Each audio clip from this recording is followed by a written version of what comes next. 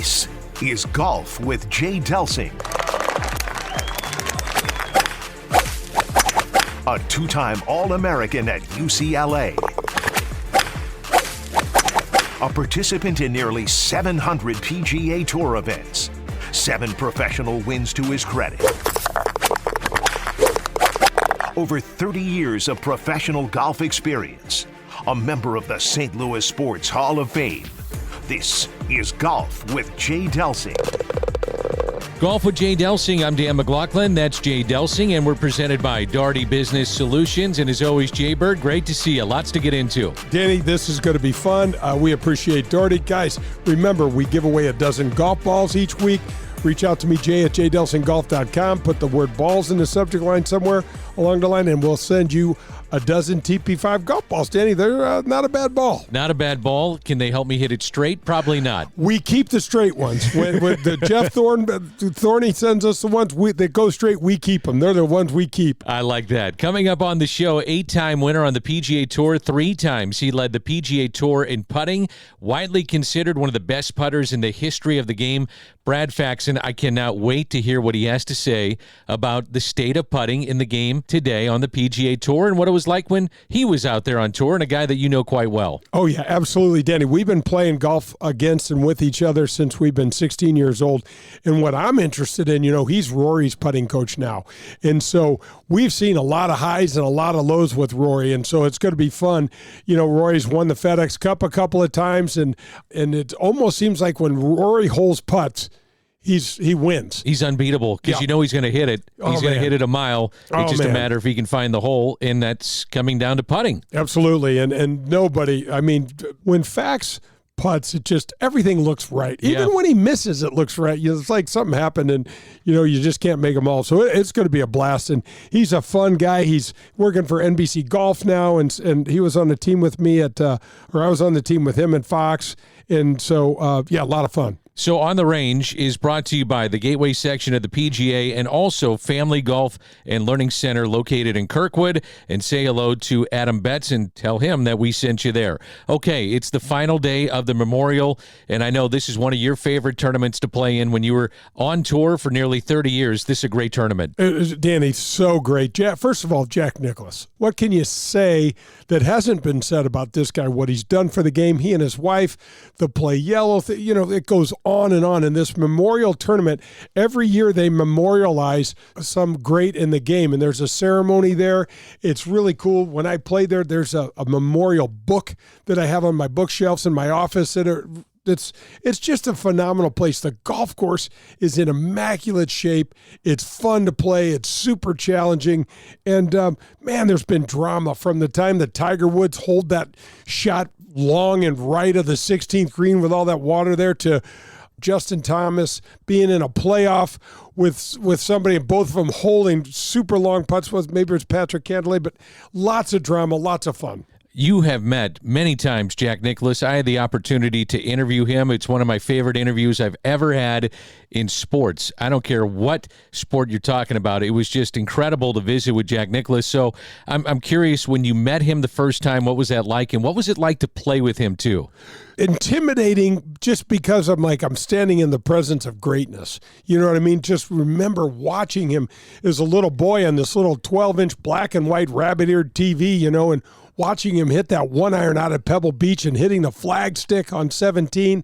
And then I'm thinking, I'm standing next to that guy, so it's kind of a surreal moment. He's such a nice guy. He's obviously a fierce competitor. I competed with Jackie. He went to North Carolina and played college golf there. And so that was kind of the end. Jack has always been super kind to me. I think I mentioned to you, his mom sent me christening gifts for the birth of each one of my daughters. It's crazy. 4 christening gifts from Barbara Nicholas.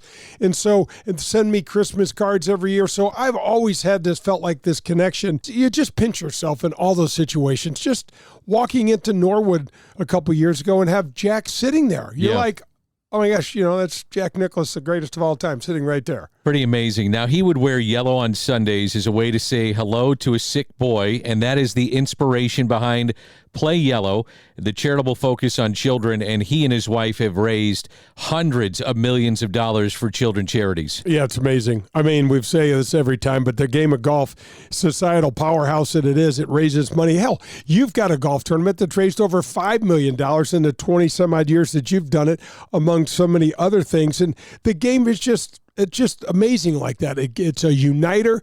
It gets people together. I mean, you and I go after the show and go play and have a blast, and you never know what might happen out there. So Wednesday, before the Memorial, is when the guys are interviewed. A lot of the media interviews are taking place on that Wednesday, and Rory McIlroy was asked about getting to the Ryder Cup, what that means to him, but then his thoughts on LIV players playing in the Ryder Cup. I mean, I certainly think Brooks deserves to be on the United States team. I think with how he's played, I mean, he's second in the U.S. standings, only played two counting events. I don't know if there's anyone else on the LIV roster that would make the team on merit and how they're playing, but Brooks is definitely a guy that I think deserves to be on the U.S. team, but I have different feelings about the European team and the other side and sort of how that has all transpired. And yeah, I don't think any of those guys should be a part of the European team. Very interesting from one of the faces now, the PGA Tour, Rory McIlroy. No Euros, he says, and Koepka, he understands. I found it really interesting. Well, Danny, if one of the Euros, Sergio, Westwood, Poulter, would start playing well, Rory'd support him too. But those guys aren't playing well. Brooks just went out. Remember, he led the Masters after Saturday and didn't close it on Sunday. Led the PGA, so he's 2 for 2 with leading on Saturday night this year and wins, half of the events. And so, I mean, hell yeah, how do you take that away from him? I mean, live aside. I think you made a good comment I think it was last week, where the Masters showed that, okay, things cooled off a little bit. Yeah, let's just chill out a little bit. I needed to chill out. Liv pissed me off. Yeah. You know what I mean? I wanted to see the best players playing against each other all the time, and that's not happening. Let's move on, okay? Golf still's played. The majors are awesome, and you're going to see a lot of great golf. And look, what Koepka did at Oak Hill, Danny, what are you going to say? Yeah, and he probably should have won the Masters too with the lead going into Sunday. So he feels that Koepka should be in, and the Euros, at least right now, should not. Danny, and here's something that I think is important to know.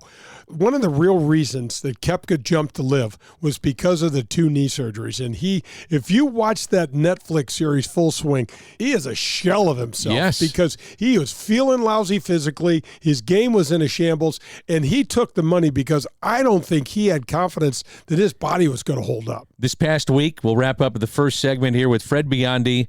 Florida Gator wins the NCAA championship. He shoots a 3 under 67, erased a 5-shot deficit. And what's interesting about him, he didn't really emerge on the scene until his junior year.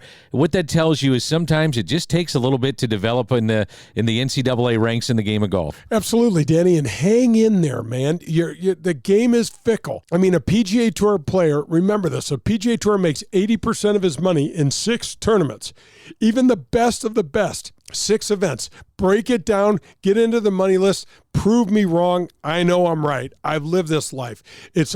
When you're hot, you keep your foot on the gas, and you got to try to take advantage of your good play because it'll run away from you just as quick. So again, Brad Faxon is coming up on the range, brought to you by the Gateway section of the PGA and Family Golf and Learning Center, and it leads us to our tip of the cap. Yeah, the tip of the cap is brought to you by our friends at Dean Team Volkswagen of Kirkwood, 314-966-0303, and Colin Bird. Colin, thank you for the support of the show and the tip of the cap segment, and we're tipping a cap to Jack Nicklaus, the Nicklaus family, the Nicklaus Foundation, Barbara, Jackie, Gary, Steve, all the kids. These guys are dedicated to growing the game, raising, as you said, hundreds of millions of dollars for communities all around us, hospitals, just doing anything they can. So we are tipping our cap to the #1 family in golf, and it's the Nicklauses. And I got to tell you, there's a king of that family, and it's Jack, and there's a queen, and it's Barbara, and they stand side by side. She's every bit as important as he is. So we're going to tip the cap and thank Colin and Dean Team Volkswagen of Kirkwood.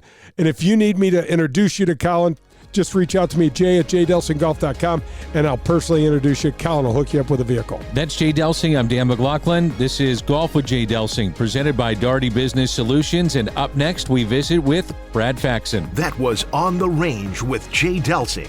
For news on the latest golf equipment, tips, and to ask Jay a question, log on to jdelsinggolf.com. Coming up, it's the Front Nine on Golf with Jay Delsing. Daugherty Business Solutions, the title sponsor of the Golf with Jay Delsing show, is a leader in our community in so many areas. Do they have over 2,500 teammates in over 30 states and 3 countries? Yes, they do. Are they the largest IT consulting firm in our area? Yes, they are. Are they the largest software developer in the St. Louis region? Of course they are. But here are a few other important things to know about Daugherty Business Solutions. They are the presenting sponsor of the Ascension Charity Classic. They are the presenting sponsor, and we're the first presenting sponsor of the Advocate Professional Golfers event at Glen Echo that will be held there this year as well.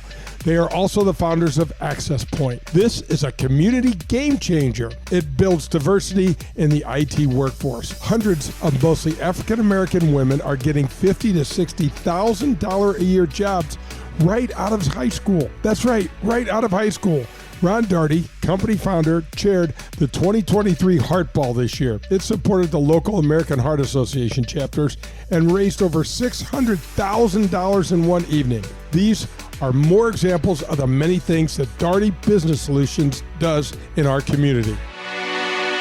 The Legends of Golf return to St. Louis in 2023. You won't want to miss one of the strongest fields in golf. Ernie Els, Steve Stricker, Bernard Longer, John Daly, and many more when they compete for the 2023 Ascension Charity Classic title, September 5th through the 10th at historic Norwood Hills Country Club. All proceeds benefit area charities. Together, we were able to donate over $1 million to those most in need last year. Visit AscensionCharityClassic.com.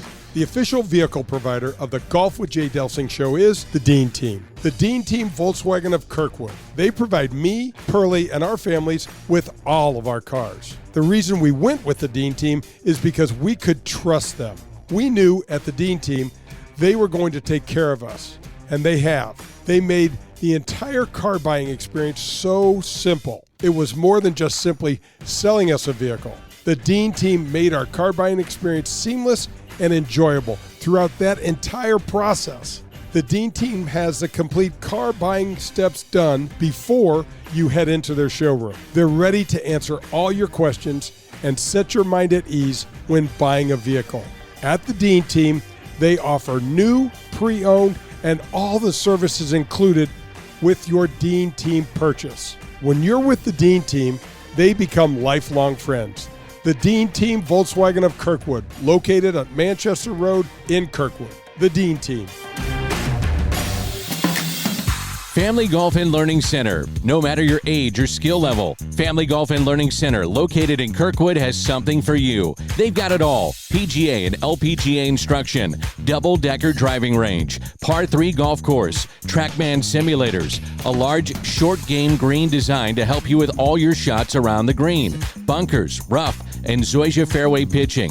And now open, the Tahoma Bermuda Grass Tees, the best turf to hit from in St. Louis. It's all at Family Golf and Learning Center. To schedule a lesson or to find out more, visit FamilyGolfOnline.com. That's FamilyGolfOnline.com. Family Golf and Learning Center. We make St. Louis better at golf.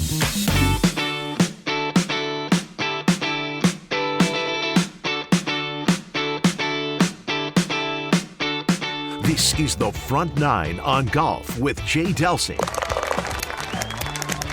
The Front Nine is presented by the Ascension Charity Classic, September 5th through the 10th at Norwood Hills Country Club. Find out more at AscensionCharityClassic.com. This is Golf with Jay Delsing, and we move to the Front Nine, and we're presented by Daugherty Business Solutions. That's Jay Delsing. I'm Dan McLaughlin, and our guest, Brad Faxon, 8-time winner on the PGA Tour 3 times. Remarkably, he led the PGA Tour in putting average, and he's widely considered one of the best putters in the history of the game. Hey, Brad, thanks for joining us. We certainly appreciate it. Let's jump right into it. Simply put, how did you become such a great putter? Everybody says to me, after having played for a long time, oh, you were lucky, you were a good putter. And it really offends me, that phrase or that term of being lucky. I grew up in Rhode Island, where I am now, and was a caddy as a youngster at this Rhode Island Country Club, which was a cool course that had lots of movement, an old Donald Ross styled course. And as a caddy, I was reading greens for members at 12, 13, 14 years old. And, I think the best players in the world, the best putters in the world in particular, this stuff kind of happens organically. I wasn't taught to putt, I learned to putt. And I think there's a big difference there. Specifically, remember watching the putts of these members and seeing the dew line the ball made the early Saturday and Sunday morning rounds. I visualized that all the time, and seeing how much the ball broke, particularly at the end as it lost its speeds. That was one way to do it. And I was, not a kid that was given lessons. I was out on the golf course with my buddies and always playing golf. We had that rule that we used to have, that you came home and the street lights are on. It was a great way to learn to play the game. We had Curtis Strange on the show a couple of weeks ago, Andy North, and even Tom Watson. And there's this common thread, because I know you and I grew up so much the same way, playing all these other sports, and so did they.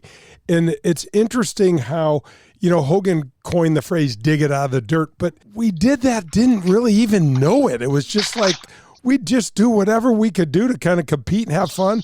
When you spend your time outside, things kind of evolve. Isn't it funny? If you looked at so many of the great players, they all did play different sports. They didn't play different sports so they would become better human beings, or they would become more well-rounded or better golfers. They did it because they liked sport. I was a guy that played a lot of different racket sports. I played squash, I played table tennis, I played hockey and baseball, like a lot of kids up here would have. Some of those little sports turned into be great eye-hand coordinations. They help with short game, learning club face control, particularly table tennis. And you think about some of our great players today that were great short game players. And, you talk about the Ryder Cup room and the table tennis, and, Phil Mickelson, Zach Johnson, Matt Kuchar, who was a great tennis player, even Tiger. And I think there's something to that. And now maybe, I don't know if this is disappointing or just the way things change or changing. You see all these young kids now, they specialize so early, and they don't get enough of this skill development, I like to call it, early on. When I think about you and putting, and we played, hundreds of rounds together and had so much fun playing. I can never remember a bad time when we were together. And I sit there and think of watching Michael Jordan shoot a free throw, or some of the greats do anything, Albert Pujols or even Stan Musial. There's a common thread, Faxon. These guys are relaxed. I see so many guys that don't putt well look like they're so uptight. If you listen to most of the great putters of all time, and you go back and listen to someone like Ray Floyd, they talked about being comfortable at address. Crenshaw, comfortable at address. Crenshaw in particular said he never tried to stay dead still, where I think sometimes when you try and be still, it can tighten you up. So many of the great putters were, like you said, not only comfortable or relaxed, but they weren't overridden with swing thoughts. I think that, I don't know if this is the never-ending fault I see, but it looks like so many players are today, look like they're trying to read an instruction manual on how to do this. And I certainly don't think there's any instruction manual on how to tell you to be great at this. I have a woman that has a son that wanted to come for lessons, and she goes, I want my son to spend 2 weeks with you in intensive putting training. And just that note got me scared. I go, what is that? I've never heard of that before. When you decided to make this a profession, and Jay mentioned earlier the great guests we've had on, they've all said, if I could do it differently, I would spend maybe 90% after my round on the putting green and 10% hitting balls after my round. Were you one of those guys that spent more time on your short game, your putting after a round, or were you one of those players that went and pounded balls after your round was done? Jay and I have talked about this. We're the only sport that practices on a field that's different than the field of play. I wasn't a guy that practiced too much. Now, this is going to sound terrible. I didn't practice putting much when I was at tournaments. When I think you have to figure out, like a great gambler has to feel it out when they're at the casino. Are they comfortable leaving the table? When you get up enough, do you keep going forward, or can you walk away? And I think for the best players in the world, and I've talked to Rory McIlroy about this, are you comfortable leaving the driving range? You know, or are you always trying to figure something out? And that's when I think when players get in trouble. And when you're always trying to solve the riddle, I think you're never complacent. You're always trying to search. And that search mode's it can be a very dangerous thing at times. You mentioned Ben Crenshaw. Was he one of your biggest influences in terms of learning how to putt because of the things that he talked about with you? Did you apply that, and was he one of your big influences in that regard of the game? He was a huge influence, and I'll tell you how. In the late 80s, he had already won his first Masters. I was at the Disney World tournament. We played 2 courses back then, the Magnolia and the Palm, and it was a Tuesday afternoon. A friend of mine who was an instructor, Jay, you'd remember the name Gary Smith, an English guy, used to work for Ledbetter, worked for ABC Sports as well. He had a video camera and desperately wanted to get Crenshaw's stroke on video. And Crenshaw happened to be on the putting green on the Palm course. And I'm like, oh boy. So he asked me to go up and ask Crenshaw if he could get videoed. And Ben was nice as he could be and said, sure, come on, get after it. And then Ben admitted to both of us, unbelievably, that he wasn't putting that well. And I go, what? Because I wouldn't have thought that, first of all, that he would ever not be putting great, or that he would admit it to us. Through, he said, look, I'm putting at it too much, not through it. And, you know, that was kind of like hard to decipher. What exactly does that mean? He said, and I said, what do you do when you feel like that? He goes, well, I try to let my backstroke be longer than my follow through, which was kind of opposite of what we had always heard. And then he goes, I try to allow or let my head and my knees move when I putt. And then I think Gary Smith dropped the camera at the time. And I'm saying, allow. I said, so you don't worry about it. He said, no, he said, the putting stroke's a mini swing. It's like a little tiny chip shot. There's not a lot of movement, but I don't ever try and freeze myself. And that just, I have some detailed statistics from when I was, first starting the tour. And back then they were a little rudimentary. They were, just putts per green in regulation or putts per round. But after that conversation with Crenshaw, and I think I'm pinpointing it for 1988, I believe. And my stats were, I was kind of an average, maybe slightly better than average putter. And from almost that moment on, well, I hate to say sound like I never finished out of the top 20 in my career for another 20 years after hearing that. Jaybird, 3 times he led the PGA Tour in putting average. So pretty good putter right now. Absolutely. And you know what's interesting, Fax, the PGA Tour's got some places that can be real pitfalls for certain personality types. I know that if I hung out on the range too long or on the putting green too long, it didn't do me any good. And when I got myself out on the golf course, I was much better off. I was more kind of in the creative mode. I liked putting balls in the left rough and seeing if I could hook something around a tree and things like that. What do you think about that? I love that. I would say that I was always a player that was much better on the course than on the range. Even the week of the Masters, I would love to go out and I'd be happier playing 18 or 27 holes a day than to just sit on the range and just beat balls and think about my golf swing. I thought it was much easier to be more creative on the golf course, to see the shots you would see in the tournaments. And that was really good for me. When I started looking at swings on video, that was a warning sign or a danger sign, especially. I wouldn't say that my way was the right way. It wasn't the right way for Justin Rose or maybe a Victor Hovland. I can see lots of players doing it different styles, but you have to find your way and you have to be happy with your way. So were there times though, Brad, that you had drills that you said, I'm going to do this every day? And you mentioned being on the course is maybe being the best way to do this, to get creative, but there's always drills that you hear about, especially from the pros. Were there drills that you were specific with and you said, I've got to do this daily as part of my routine? I don't even like to use the word, I hate to say this, I don't like to use the word drills. Just the connotation of the word drill is something that makes me feel like I'm in a dentist's chair tightening up. And, I kind of like games or exercises. I don't know, I did things early on, like hit 100 putts in a row from 3 feet or 4 feet. It seems like nobody does that anymore. They have all kinds of different gadgets out there they're trying to work with, and the importance of start line becomes critical to so many of them. And we didn't have any of those devices or gadgets. We got very early on, we started maybe seeing chalk lines or little kind of boards that you could put the heel of your putter on. I think most of the stuff was really learning to do stuff on your own. And your question is there stuff that I had to do every day? I would say that what I did the most consistently throughout my career was, I would end my warm up on the practice green by trying to hit some putts from around the hole, the 3 or 4 footer right to left, left to right, up or downhill, right? Hit those and really go through my full routine, lining up the ball down the way I like to see it on the course, taking my practice stroke and going through that whole process. If I could do that, I knew that when I first got on the course, it wouldn't be the first time I felt that day. If you get to the point where you're comfortable enough, you could hit those 4 putts before you go to the first tee and make 1 or 2 or 3 of them and still be happy and confident when you got to the range. And if I was going to to the course.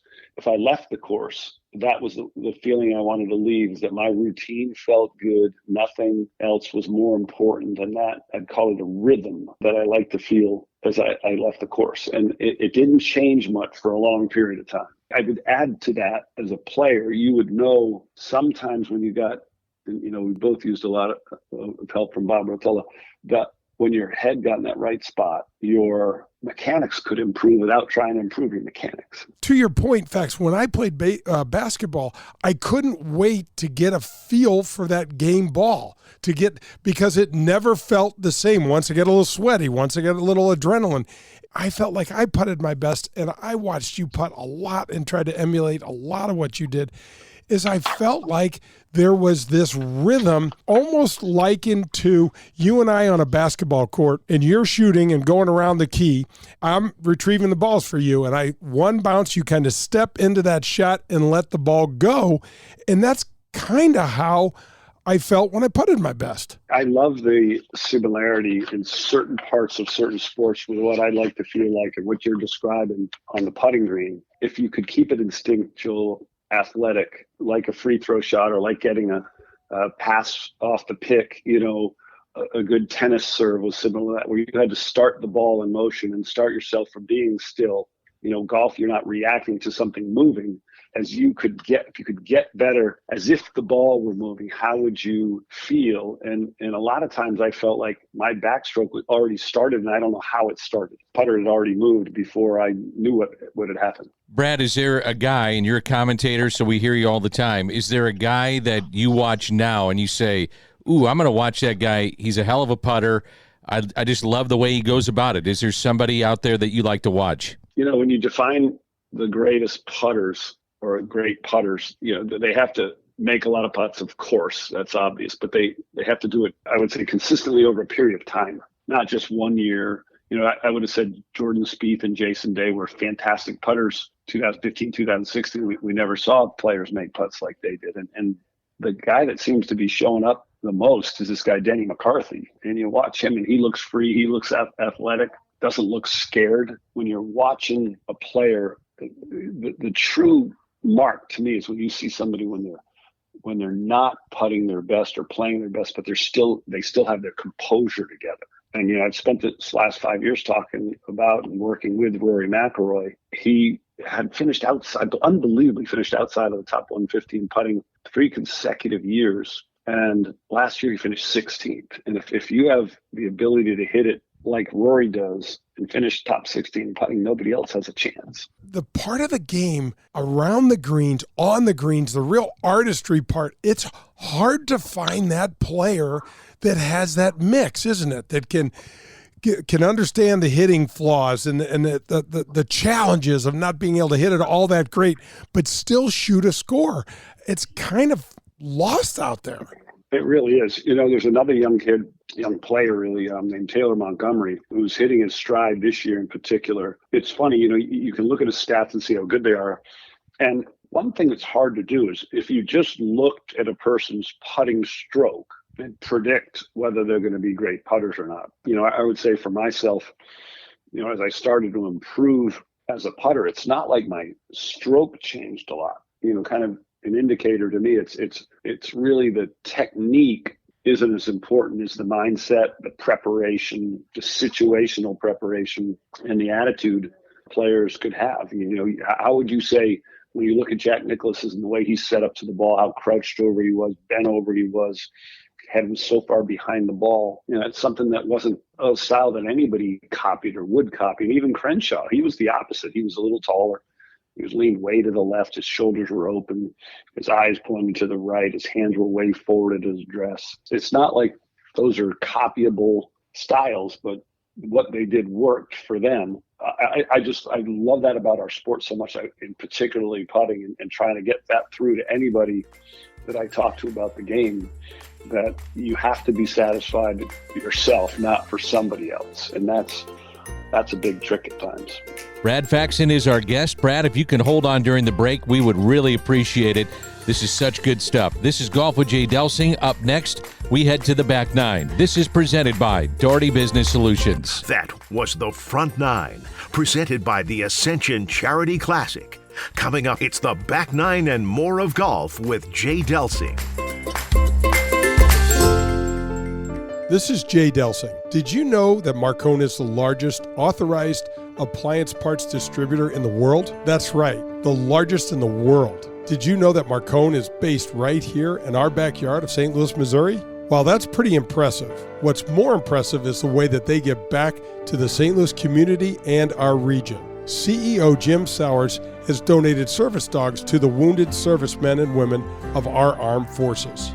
Suites at St. Louis Blues games have been donated and auctioned off, in which all proceeds were given to the Backstoppers. Then there was the Marcone Police and Firefighters viewing deck at the Ascension Charity Classic this past year. It was a huge success. So much so that it's being implemented on other tour stops around on the PGA Tour. To Jim Sowers and his incredible team at Marcone, we want to say thank you. Thank you, Marcone, a proud sponsor of the Golf with Jay Delsing show. For the best in Italian cuisine in St. Louis, look no further than Paul Manno's, located in Chesterfield. It's traditional Italian cooking, and their best ingredient, it's their tradition. It's cooking like Paul's grandmother used to make, and like his mother still prepares today.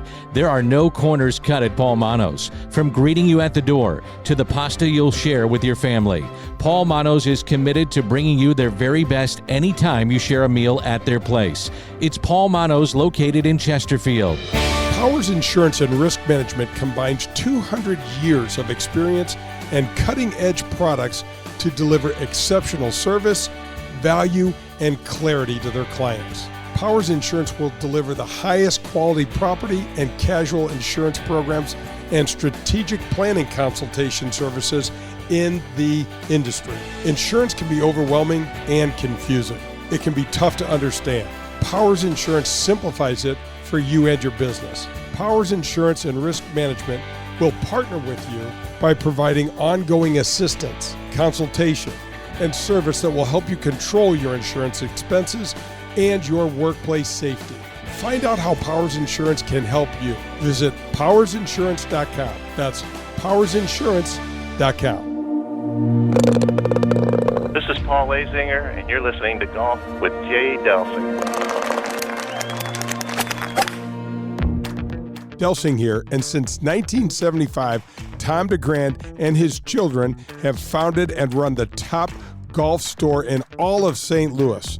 It's located on South Brentwood. The DeGrands and Pro-Am Golf Centers have been helping all of St. Louis play better golf through better equipment, lessons on the indoor simulators, and by getting you fitted using the state-of-the-art technology. Call 314-647-8054 and set up your personal fitting with CJ. He's the best, and he will help you find the right equipment that's perfect for your game. For nearly 50 years, St. Louis has trusted their games to Pro-Am Golf. Don't you think it's time to take your game to the next level? Call 314-647-8054 or visit them on the web at proamgolfusa.com. It's Pro-Am Golf.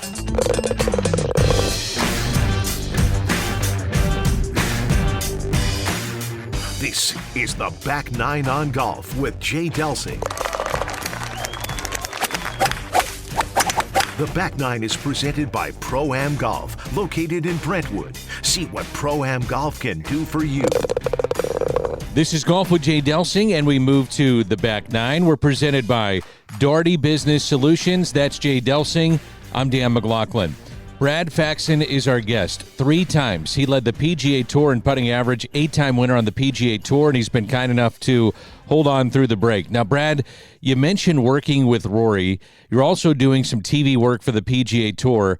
I want to ask you, I'm assuming you have guys coming up to you all the time, and they ask you, can you please help me with my putting? Well, it's a real compliment when it does. I've had a lot of nice phone calls.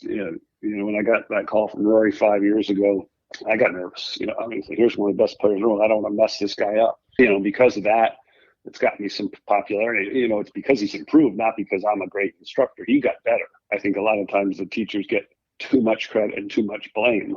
I don't really travel out on tour. I don't think I have time to be the full-time putting instructor. But, when you're talking to friends like you guys or to other players that are really trying to achieve at the highest level, it's a real high talking to other people about it. We would be remiss if we didn't talk a little bit while we have you on the show. And again, thanks for joining us about the great charitable work that you've done.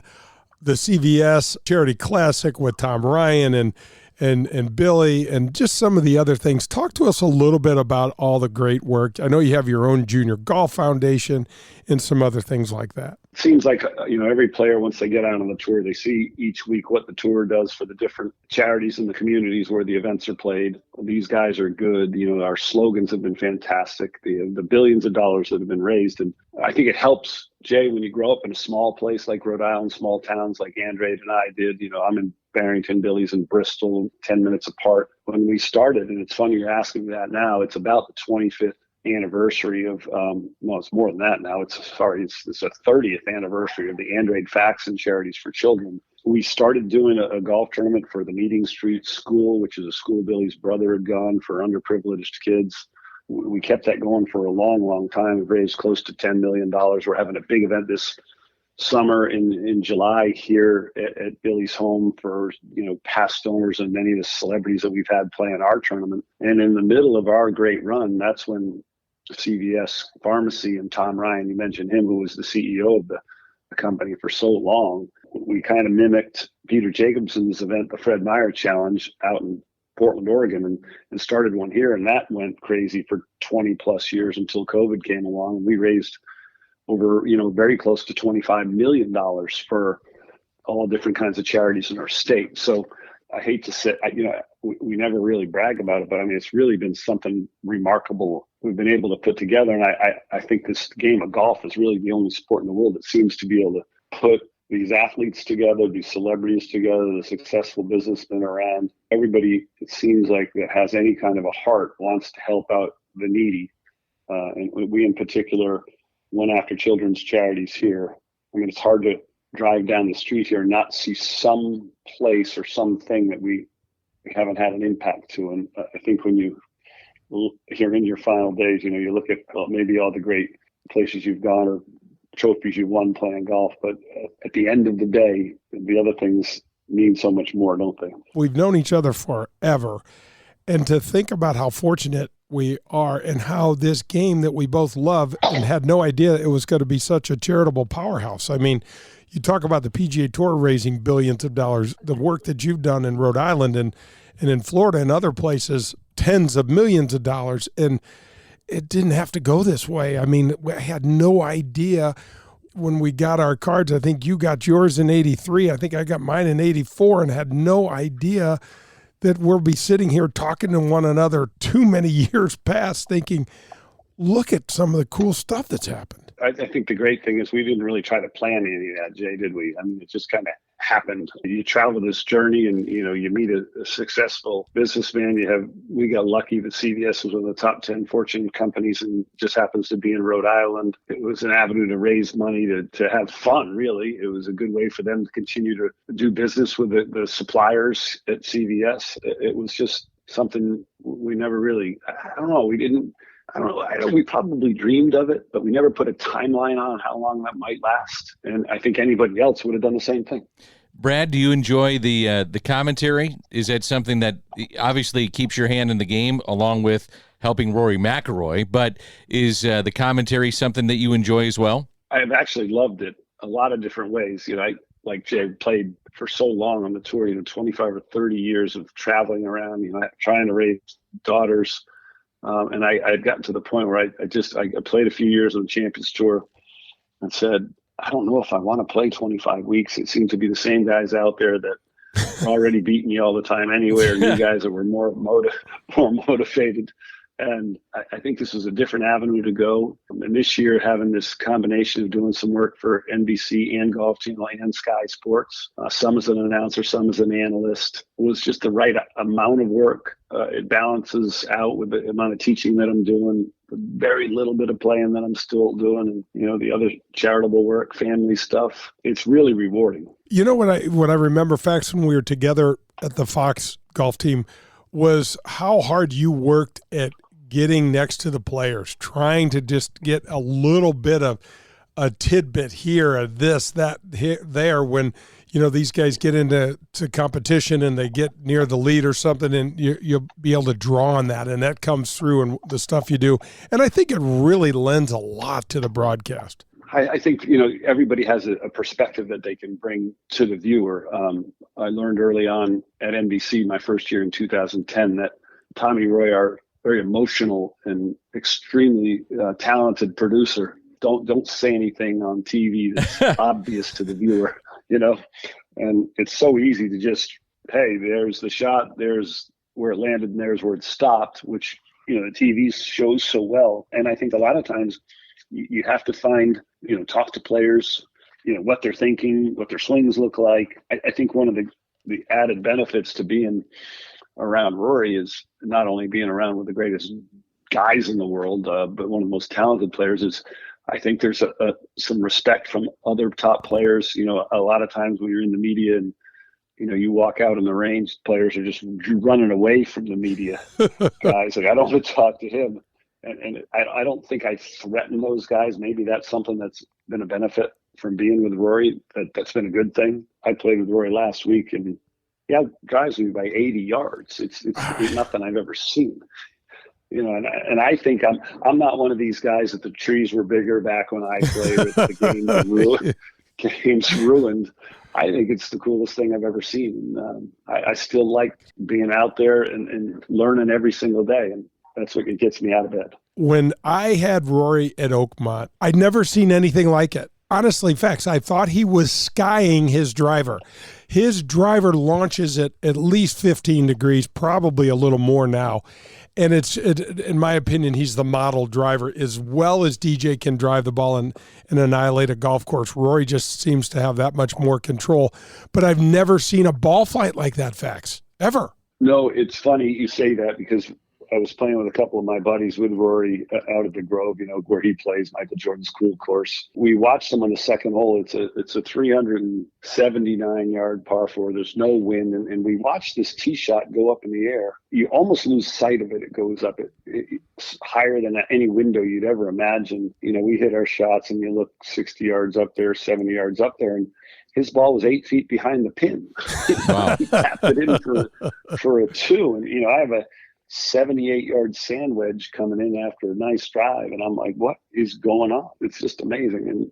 And he's a freak off the tee. He's 5'9" or 10. He weighs 170, maybe a little bit more than that. But he's always had speed, even when he weighed 150 pounds.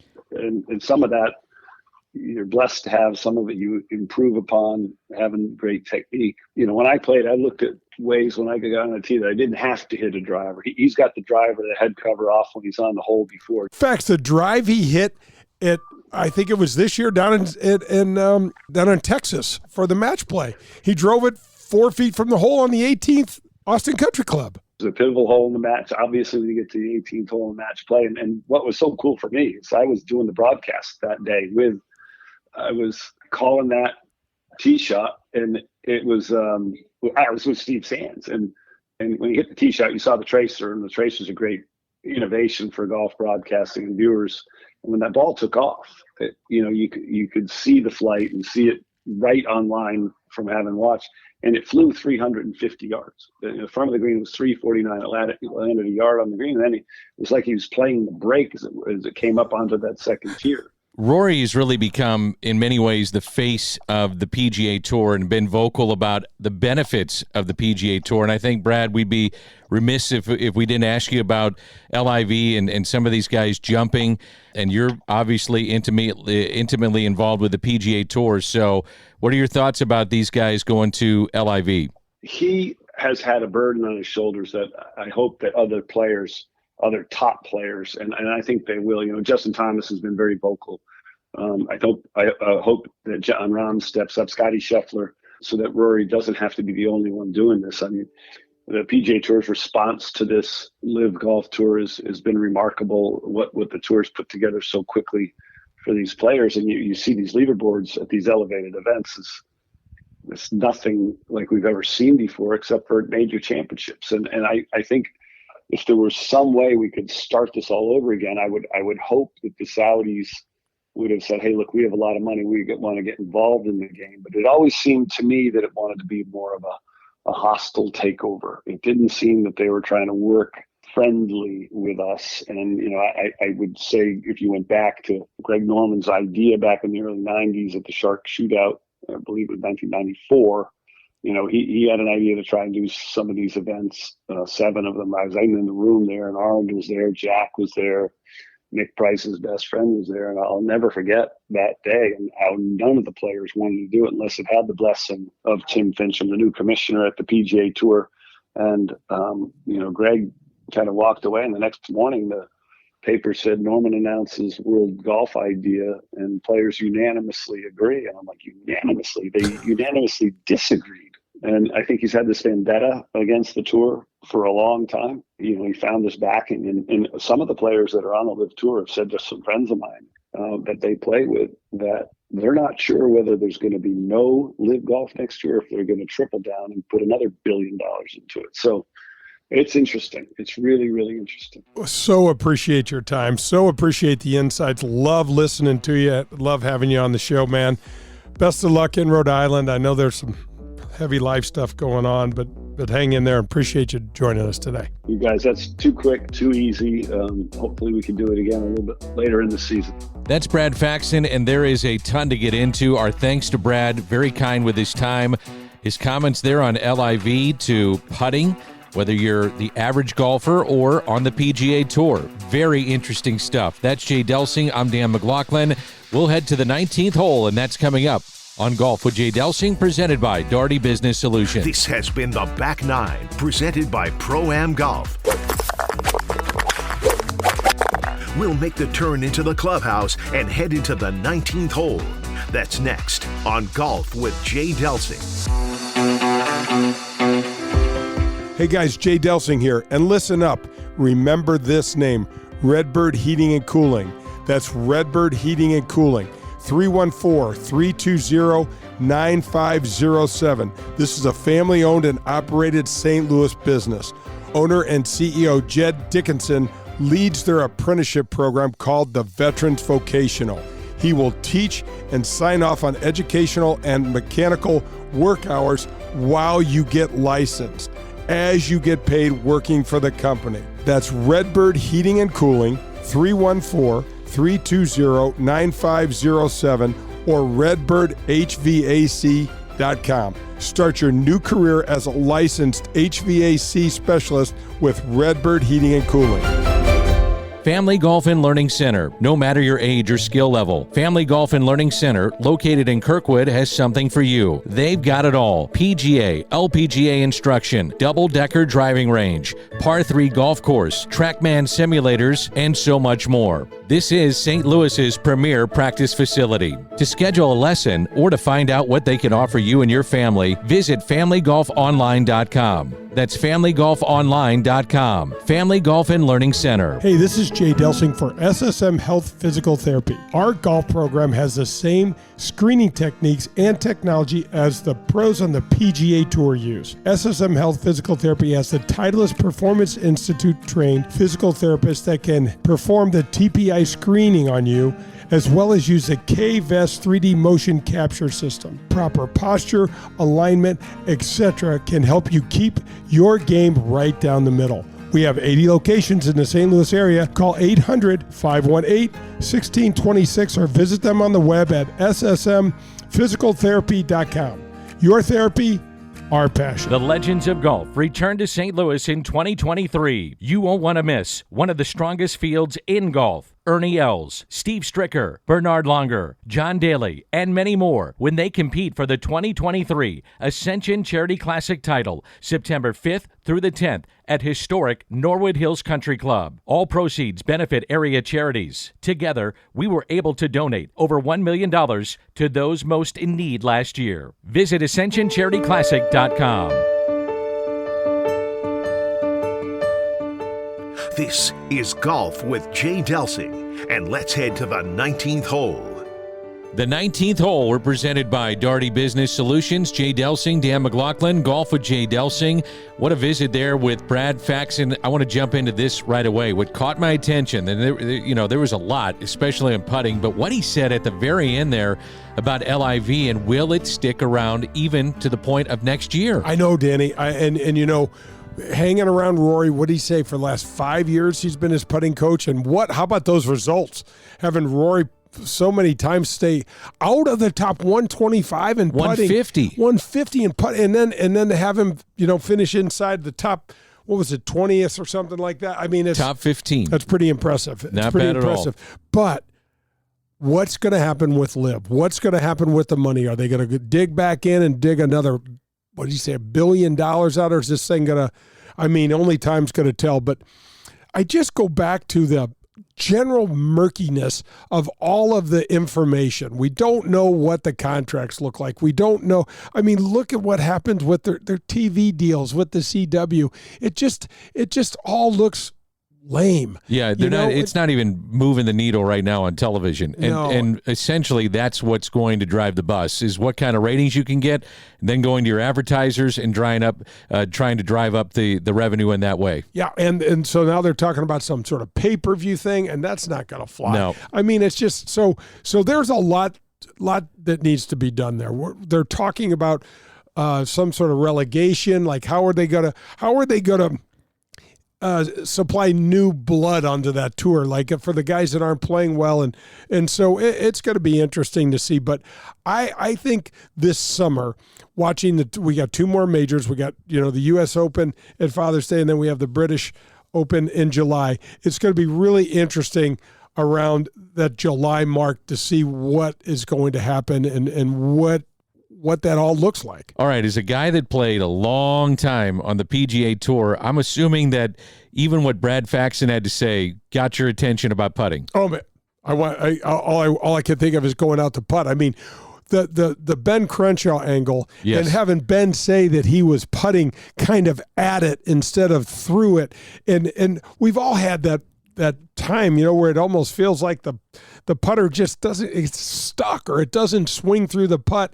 And then to have Ben say he was trying to move and just kind of, the thing that I took away from it, Danny, was to relax, get those hands on the putter so that it feels good, and start from there. And so, hell, I can't wait to putt right now. So he said, I don't like the word drills, but at times he would make 100 3-footers in a row. And I've heard you talk about drills.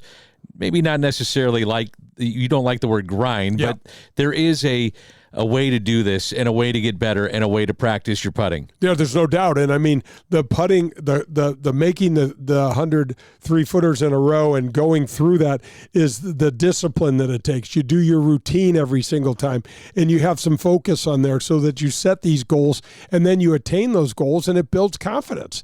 And that's really what we're talking about here, is how the heck do we build confidence so that we can stand over this putt and think we're going to make it? 99% of what he said is between your ears. And how he said, what I took away from it, Danny, was like, it didn't much matter what sort of technique he felt like he implemented. It was more about, could I deal with the fear of not making it and trying to putt to make every putt instead of not to miss. Huge distinction. There's a lot of golfers obviously listening to our show, and you still teach. Give us quickly some drills that you implement with your Whether it's a young player, older player, doesn't matter. What are some of the things that you do with putting? Okay, so for a long putt, one of my favorite drills is to go through your routine, and right before you get ready to strike a putt, and this has to be from 30 feet or beyond, is look at the hole and just stroke. And then, because when you take your eyes off the ball, first of all, it's alarming. Second of all you have to senses-wise is the feel of the ball and the putter connection. And so it gets you plugged into that. And it also lets you know that you don't have to be looking at the ball to hit good putts. I mean, think about this, Danny. Even the problem with the difference is the putter and the ball aren't connected to one another. But when we shoot a free throw, we're looking at where we go. We're not looking at our hand. And when we, so that's one of the differences there. And then I like, for amateurs, I've said this before, but I love the clock drill from 2 feet, from 3 feet, and from 4 feet. You take 4 balls around the hole, symmetrically around the hole, and you putt from 2 feet, and you hole all 4 2-footers. And then you go from 3 feet and you hole all 4 3-footers. And then you go from 4 feet and hole all 4 of those. And at any point in time, if you miss, you have to start over. And the best about that drill is that you're likely going to miss somewhere along the line, and that puts pressure on you to keep your focus and to make you want to go on to do something else, because you don't want to spend all day there. This has been a lot of fun. Our thanks to Brad Faxon and Jay. I'm going to re-listen to that interview, because I got to take in some of those things, and I love the mental aspect of what he was talking about, putting, the mental side of it. Danny, that's the key. If you get your mind in that right spot, the other athletes talk about the processes all the time, and this is what the process is of putting. You're gonna putt to make every putt, and you're gonna be able to get freed up in a certain way so that you can trust yourself and stroke freely through the ball, and that's as good as you can do. And then you have to be prepared that if it didn't go in, you get to do it again and again and again until you start building some confidence. That's the processes. This was awesome. Thanks as always. I love it. I can't wait. Let's go putt. And how do we end the show? Hit him straight, St. Louis, and let's knock a putt in now. Darty Business Solutions, the title sponsor of the Golf with Jay Delsing show, is a leader in our community in so many areas. Do they have over 2,500 teammates in over 30 states and 3 countries? Yes, they do. Are they the largest IT consulting firm in our area? Yes, they are. Are they the largest software developer in the St. Louis region? Of course they are. But here are a few other important things to know about Doherty Business Solutions. They are the presenting sponsor of the Ascension Charity Classic. They are the presenting sponsor, and we're the first presenting sponsor of the Advocate Professional Golfers event at Glen Echo that will be held there this year as well.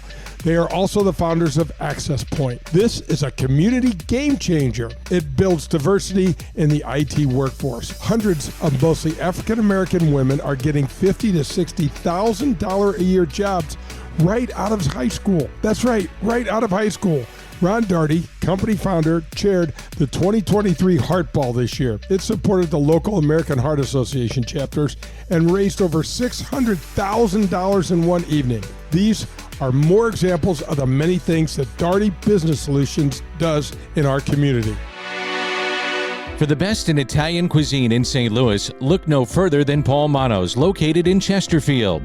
It's traditional Italian cooking, and their best ingredient, it's their tradition. It's cooking like Paul's grandmother used to make, and like his mother still prepares today.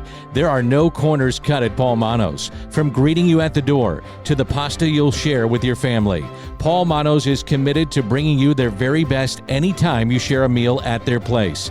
It's Paul Manno's, located in Chesterfield. Hey St. Louis, Delsing here. Call Redbird Heating and Cooling or visit them on the web at redbirdhvac.com to become part of their team. They offer great pay and the opportunity to become a licensed HVAC specialist while you work for them. This is a fantastic opportunity to earn a great wage. Don't wait.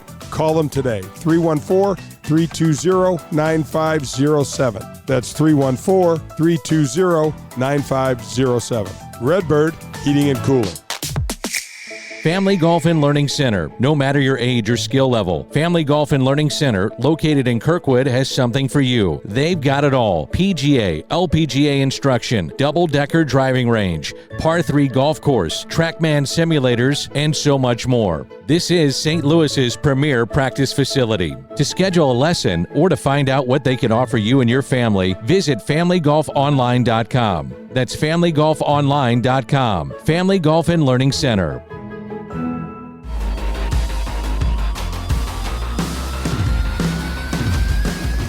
Hey, Jay Delsing here, and I'm privileged to have Darty Business Solutions as the title sponsor for the Golf with Jay Delsing show.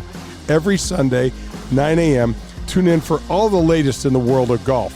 And don't forget to send me an email, jay@jdelsinggolf.com, to enter to win a dozen TP5 golf balls that we give away each week. That's Golf with Jay Delsing, Sunday mornings at 9.